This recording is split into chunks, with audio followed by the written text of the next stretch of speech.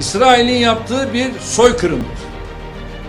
Ve bu soykırımı ilk defa bugün yapmıyor. İsrail bir terör devletidir. Ve bir terör devleti olarak da şu anda attığı adımlarla bunu ispatlamaktadır. Buna sessiz kalanlara da kusura bakmayın, onları da lanetliyorum. Ne yazık ki Amerika YPG ile